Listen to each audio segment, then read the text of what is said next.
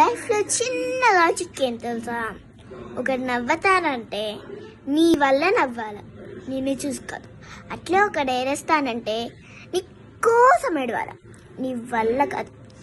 అమ్మాయి నాన్నని చూసుకునే బాధ్యత కొడుక్కి కాకుండా కూతురికిస్తే వృద్ధాసన అవసరమే లేదట.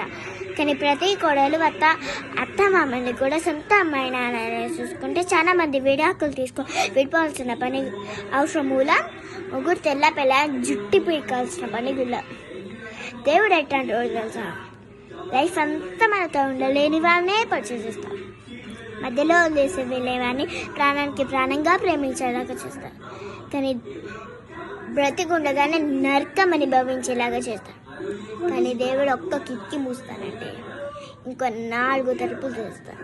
ఎవల్యూషన్ స్ట్రైట్ ఫార్వర్డ్ అంటే నోటికి వచ్చింది బాగి ఎదుటి వాళ్ళని బాధ పెట్టడం కాదు, మన మనసులో ఉంది సుత్తి లేకుండా సూటిగా చెప్పడం.